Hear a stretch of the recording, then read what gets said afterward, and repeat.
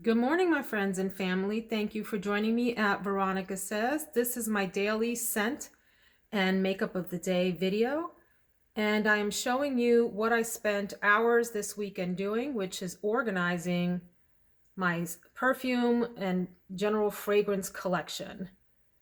It's been a while. I've gotten some new babies into the family, and it was time for them to find their friendship group. So I have grouped them by color, not by fragrance family, because I'm just not that sophisticated. And it kind of sort of makes sense, even though it looks a little bit chaotic in here. So that's kind of what the general setup looks like at this point. And there may be some new additions coming in the mail. I can neither confirm nor deny that. But there are three that did not make it into the setup. And there's one in particular I do want to show you. That one. If you watched my latest haul videos, you know that good old Charlie Blue was an absolute failure of a purchase. And so I'm putting Charlie in the corner. I did. Because you've been a bad boy. I can't mess with Charlie. That's some foul stuff right there. All right, you guys, let's get into the scent of the day. So today I have a very long day with a lot of video conferences and actually a couple of really important video conferences that I want to feel confident for. I want to be at my best. I want to feel like I'm bringing my A game. So there are some fragrances that help me do that. And one is an original sort of to my older collection that I've had for a while. I was introduced to it maybe back in 2010 or 11 or so. And it is Bond number 9, Chinatown. Wow, you guys. This is my first, my foray into niche fragrances. And the story behind this is that I was walking with one of my very best friends in New York City. We were just hanging around, walking the streets, taking in the sights and the sounds of New York. If you have ever just walked around in downtown New York, you know that it's an experience unto itself. We went into one of the higher end department stores and started to sample some of the Bond number 9 fragrances. It was my first introduction to the house. And this one in particular stood out to me. If you're familiar with Bond number 9, these are fragrances. Well, first of all, the entire house is in this bottle shape. And there are a bunch. I've never counted them up, but Bond number 9 is prolific and has put out quite a number of fragrances over the years. But they're all in that shape. They have different colors and different bottle designs. And they each represent a street or neighborhood in New York. And so the fragrance is supposed to remind you of that. This particular one is considered an oriental floral. I consider it an oriental spicy fragrance to me. It has top notes of peach blossom and bergamot. The middle is tuberose, gardenia, peony, and orange blossom. And the base notes are cardamom, vanilla, sandalwood, kayak wood, patchouli, and cedar. It's considered sweet and spicy, and I think that is right on. I consider this a very alluring, intoxicating fragrance. It could easily be a signature scent for me. I have about 5 fragrances that are in the signature scents category that I would want for life, and this is one of them. It is such a beautiful fragrance. I read a lot of reviews on it, and it's interesting that some people consider it rather ordinary, nothing special, just another spicy fragrance. And I disagree. I think it's got a lot of character, a lot of personality. Sometimes spicy oriental fragrances can feel generic. I don't feel like this is generic. I feel like it's a very special fragrance and has a big place in my heart. It's sort of just the right blend of both sexy and playful, which I think is hard to do in a fragrance without coming off as kind of juvenile, if you will. And it's very like an elegant fragrance at the same time. So it's all of the above. It's sexy, it's elegant, it's spicy, it's playful. It's both youthful and mature at the same time. I love that it dries down into this spicy, slightly woody fragrance. but still maintains like a sweet surround. It's like the spices in the middle and the sweetness is playful and it's around the center of spiciness, if that makes sense. And it all sits on this base of like woody notes with the sandalwood and the patchouli in the base that are just absolutely fabulous. I think this is a masterpiece of a fragrance. It gets a full 100 out of 10 for me as a score. It is just, it's beautiful. And it makes me feel like myself. It makes me feel like my best self. It's one of those fragrances I put on and I feel like a complete rock star. So that's going to be my fragrance for today. And I hope that you wish me well on my meetings that I have. And let's go check out the scent of the day. Not the scent, you're the scent of the day. We're going to go check out the makeup of the day. So before we get into the makeup of the day, I would invite you to join me on Instagram at Veronica Says All. Veronica Says All, one word. I posted a quick little video clip of the most gorgeous sunrise this morning. It was one of those like orange, yellow, reddish bursts of sunlight in the morning. You know, it's interesting about sunrises and sunsets. They are very fleeting, but they're also so beautiful. It reminds me of the fleeting moments at the beginning of fall, rather the end of fall, apologize, before it becomes winter, when the leaves really reach their full maturity and they're at their brightest colors, and then they fall. And it's only like a week or two that you get those really amazing colors in the fall foliage, but it's just gorgeous and it makes you appreciate the beauty of nature. The same thing with spring. We're here in the very early part of the spring. In fact, it's not even officially spring yet, but the birds are out chirping, the weather's starting to warm up. The earth is starting to thaw out from this crazy winter that we've had, and you can smell that earthiness, that dirty, wet earth scent outside, the smell of greenness also as things start to bloom. So I have this quick little video on my Instagram to just remind us to appreciate the beauty around us. And that's for today, March 15th. Let's get into the makeup. Again, I need to have a power day at work, and when I need that, I reach for essential items that I know that I can rely on. I also want to keep my look fairly simple, classy, and classic, and non-offensive. I don't want people to notice my makeup. I want people to notice my, I hope, natural beauty is what I hope I have a little bit of here. And so let's go through some of these products. Let's go here with the Hourglass eyeshadow base and face primer. These are two very reliable staple items. I would definitely consider repurchasing them after these run out. The eyeshadow primer is reliable. It gives a nice smooth base to the eye. Nothing crazy here, nothing too waxy, nothing too heavy, just a nice, simple, reliable primer. And then I just have this smaller version of the Veil Mineral Primer for the skin, which does have a nice, very simple kind of blurring effect on your skin. I have a lot of texture on my cheeks and on my forehead that this helps to blur out just a little bit. By the way, I do have a lot of videos posted now on my, I should say a lot. I have some videos posted in my video library where I'm actually doing like a get ready with me kind of tutorial. And so if you'd like to follow along with that or see how I apply makeup, please go check out some of those videos. I posted one this past Saturday doing a really fun yellow, green, and purple look, way out of the ordinary. Definitely not meant to stay on the safe side, if you will. But that's using the Natasha Denona Trio Chrome eyeshadow palette. So that's this past Saturday. You may want to go check that out. But anyway, these are reliable eyeshadow and face primers here.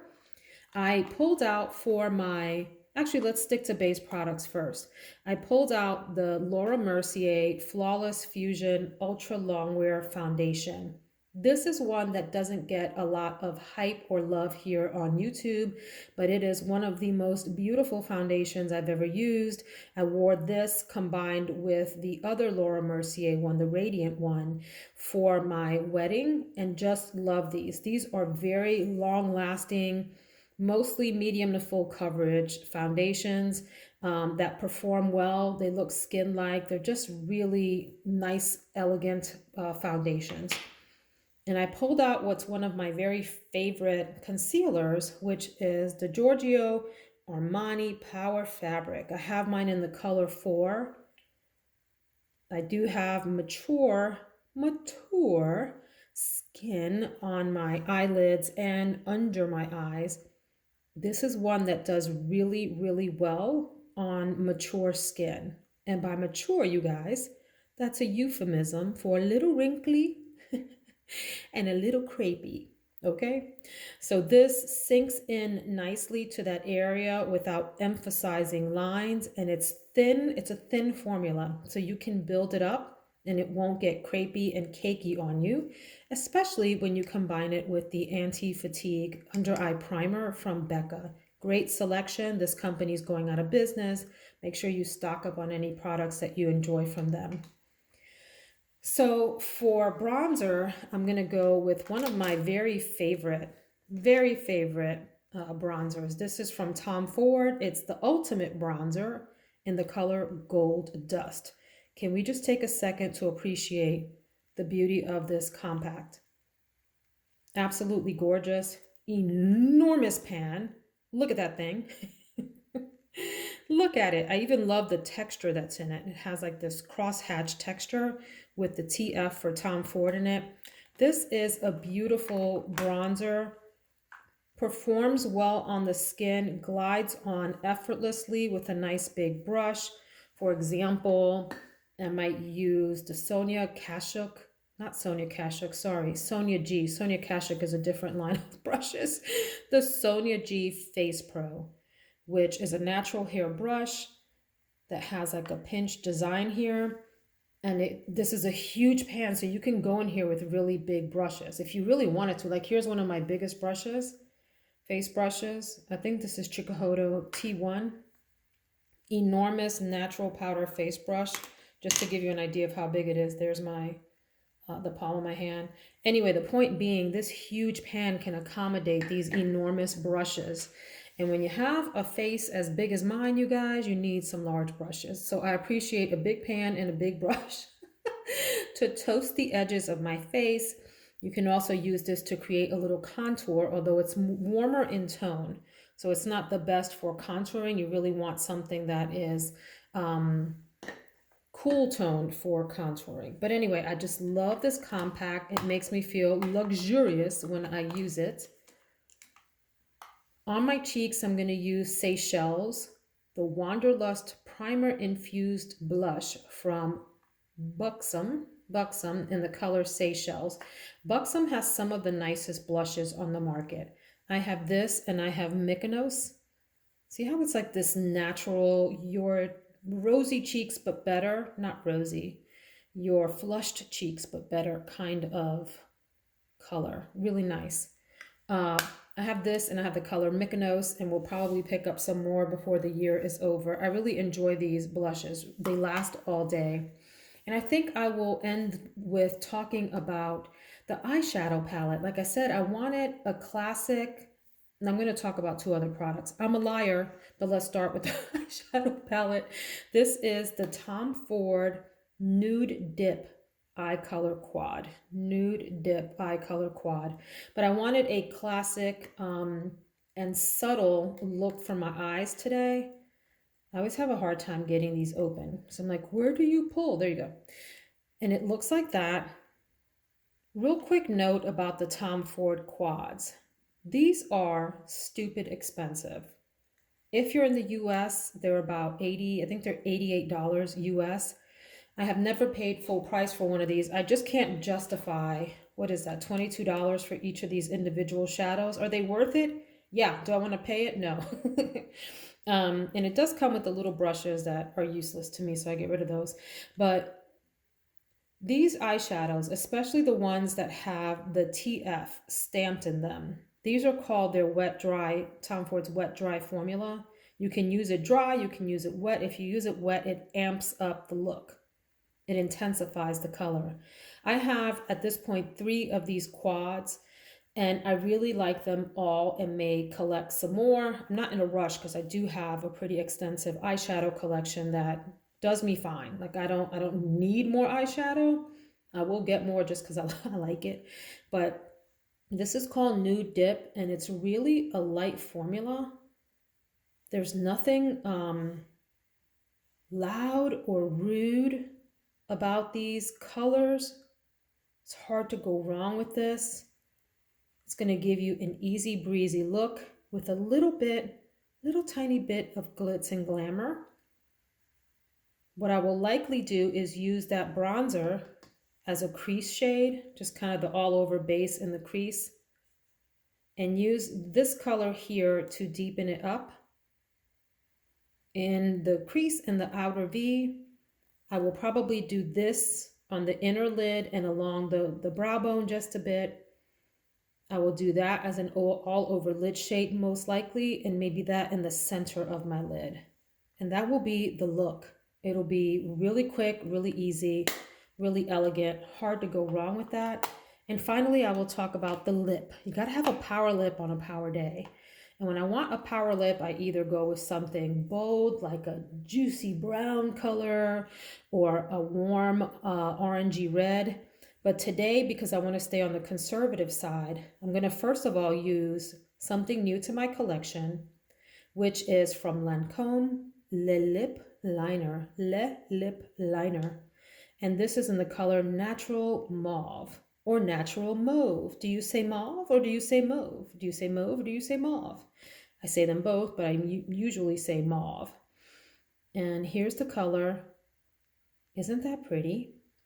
It's almost a little tiny bit purpley, but it's very neutral overall and very light. And then one of my very favorite lipsticks is from the L'Oreal Color Riche line. This is 983 Utmost Taupe, or Taupe. And it looks like that.